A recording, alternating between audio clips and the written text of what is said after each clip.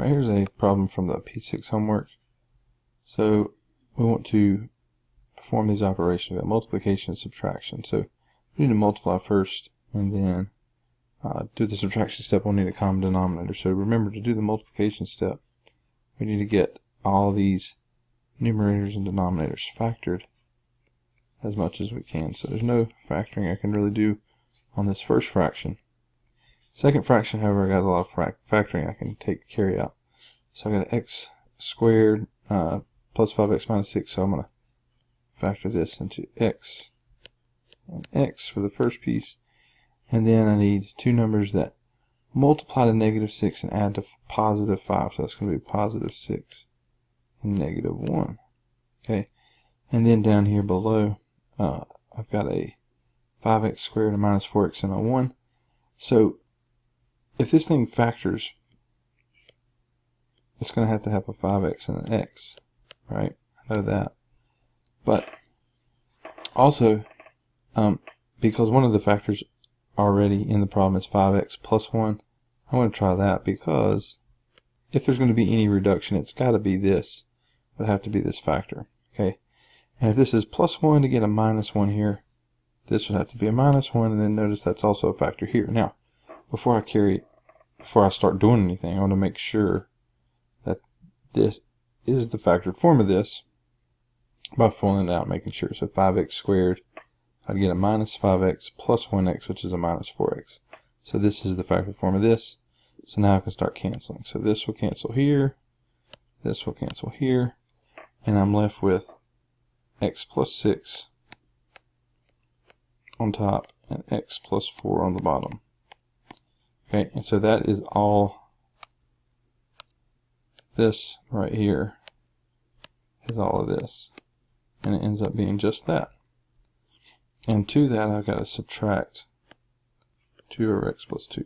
Okay, now I'm going to come up here, continue this problem. I need to get an LCD because I have two fractions. I need to have a common denominator. So the common denominator here is going to be the product of these two, because they're prime. So I got x plus 4, x plus 2, denominator for both, since it's a common denominator. Alright, and when you go from that step to this step, you have to ask yourself, what was the same here, what was different. So I did that because I want to use the highlighter to say, alright, this was already here, that was already here. So the new thing here is the x plus 2. Alright, so the x plus 6, that was already there on the top. 2 was already here on the top. So this was already there. Alright, this was already there. So the new things are the x plus 2 in this one. Oops. And then over on this one, the x plus 4 is the new thing. So I'm going to multiply by x plus 4. Remember, we're not allowed to change this. It has to be equal to what it was before. So x plus 2 would divide by itself and give me the old left side, minus the x plus 4s would cancel and give me the old right side. So this is the new expression, and I'm going to put the x plus 4, x plus 2 on the bottom, the common denominator, and then I'm going to subtract these two things on the top. So I've just combined them all into one fraction, alright, over the common denominator. Alright, and then I'm going to FOIL this out. I got an x squared, a 2x, and a 6x is an 8x, and then a positive 6 and a 2 is a 12. Alright, minus 2x, and then minus 2 times 4 is minus 8. All over that same common denominator. Alright, and now I want to simplify the numerator. I got an x squared, I got a plus 8x minus 2x, that's a plus 6x, and then I got a plus 12 and a minus 8, which is a plus 4. Alright, and then you want to, this last step, you want to try to reduce. Alright, so you try to reduce this if you could, meaning I would factor the top, but I would need two numbers that multiply to 4 and add to 6, and there aren't going to be any numbers. So this is the final answer, right? We're done when we get to here.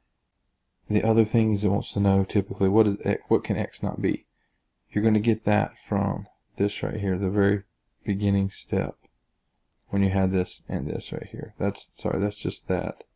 We also look here. So you cannot divide by 0. So that means here, going back to this and this, x can't be -2 from that piece. X can't be -4. X can't be -1/5. And x can't be 1. So those are all the different things that x can't take on in this problem. Alright, let's check the answer. And that's got it.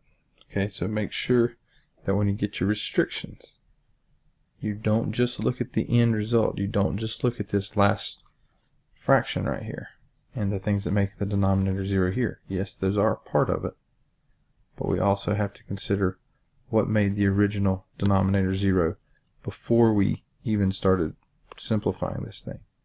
So it's always going to come from the factored forms of all the original denominators that are in the problem.